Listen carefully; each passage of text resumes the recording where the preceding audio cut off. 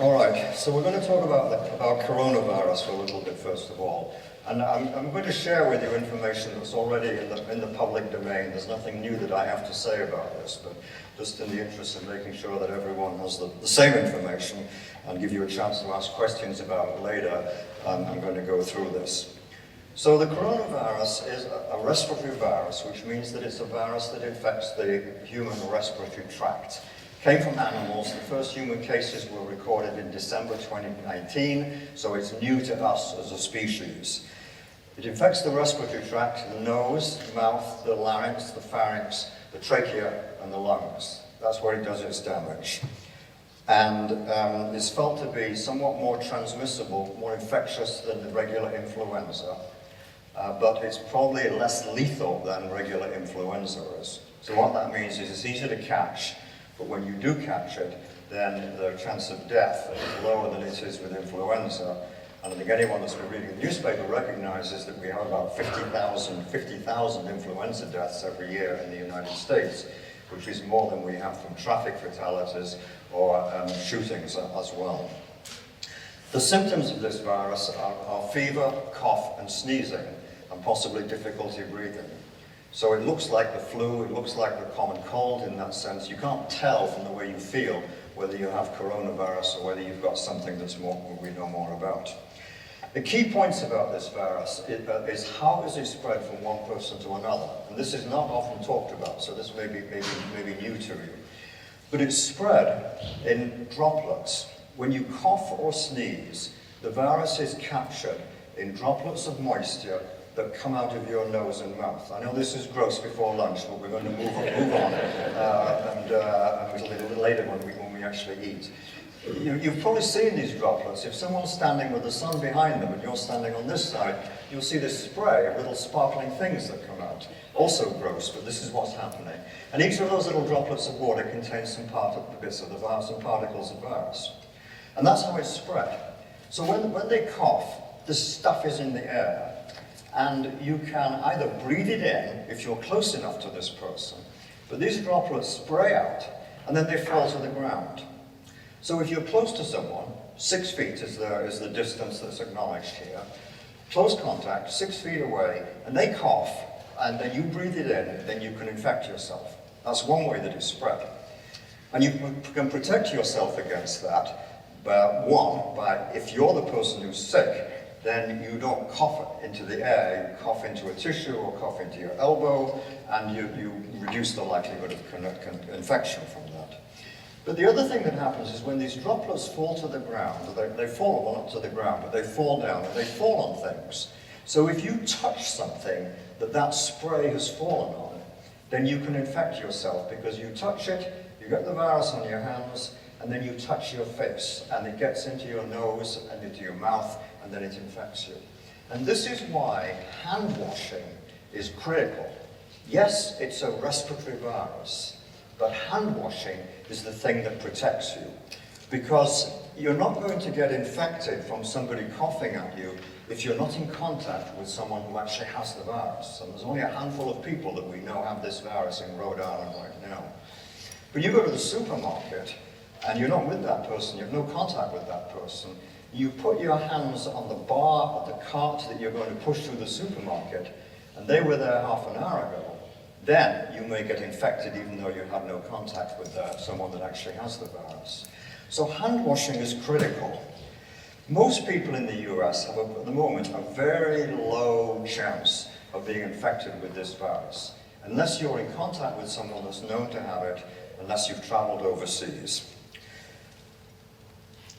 If you think you have been exposed to the virus, which probably applies to nobody in this room at the moment, if you think you're sick with the coronavirus, what we should do is, one, you stay home, because we don't want to infect other people.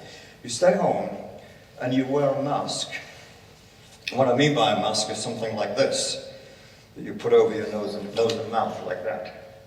Now this mask is useless to protect you from getting infected, because the holes in the mask that you breathe through are bigger than the size of the virus. So the virus can come through this mask. The reason you wear the mask is to stop the droplets of water spreading out when you cough or sneeze. The mask is not to protect you, it's to protect other people. And our best protection as a society is to try to contain this thing to as few people as possible. So if you think you've been sick, you wear a mask. You then call your doctor's office for further guidance. And what they will do is probably tell you to stay home, and they'll arrange somewhere for you to get tested. The CDC has just changed the requirements for testing, that anyone that a doctor thinks may have this virus can be tested now. There were very strict restrictions on testing before, but now if your doctor thinks you may have coronavirus, you'll get tested. And then you follow what your doctor says. So if you get sick and you think you may have coronavirus, call your doctor. Basically, that's what you do. Stay home, wear a mask so you don't infect other people in the family, and call your doctor. If you're healthy, like most of us are, then, as I've explained, the key thing you want to do is wash your hands frequently. And if you can't wash your hands frequently, then you should use, I have some mine somewhere, I put it down here, then you should use this, which is hand sanitizer, 60% alcohol, you can read that on the label, and you want to use that to sanitize your hands after you've touched anything. Go to the washroom in a public place, handle doorknobs, people's phones, keyboards, things like that people touch, and which are actually some of the dirtiest things in our society are phones and keyboards. So you can either wash your hands after exposure to something like that, or use hand sanitizer. And so my preparation for dealing with coronavirus was to buy a gallon of hand sanitizer. That's my preparation. That's my precautions. And then I take my gallon of hand sanitizer and I put it in a little bottle like that. If you're around people who are obviously sick, then you should avoid contact with them. You don't want to deliberately put yourself next to somebody who looks as if they're sick. You wouldn't do that anyway, coronavirus or no coronavirus. And by the way, one other thing, if you have to fly and you're on a plane, there's actually good evidence that if you're sitting on a plane and there's somebody on the plane who has a respiratory infection and is coughing and sneezing, if you are sitting in any of the seats next to that person, the row in front, beside them, the row behind them, on the other side of the aisle, the seats closest to wherever you're sitting on the other side of the aisle, it's a little pocket of about 6 or 8 people who may get infected from that person basically spraying droplets into the air. Nobody else on the plane gets sick. I know this air is recirculated and so on, but there's evidence that other people on the plane do not get sick if you're not sitting right next to, behind, or in front of the person who's contagious. So if you do have to fly, you don't have much choice over where you sit, but I thought that information might be helpful anyway. Some people who are at increased risk with this virus are people who are immunosuppressed. And you will know who you are. These are people with cancer that are getting cancer treatment, people with autoimmune diseases that are being treated with various drugs that suppress the immune system, and people who have chronic debilitating illness like end-stage renal disease, things like that. Those people should be more cautious than the rest of us, and my advice would be to talk to your own doctor about what you should do in this situation, your unique situation. For the rest of us, though, the current recommendations are the ones that I've gone through, and the basic message is that you should continue with your normal activities, you avoid people that are obviously sick, and you wash your hands frequently throughout the day. We'll take questions about this later.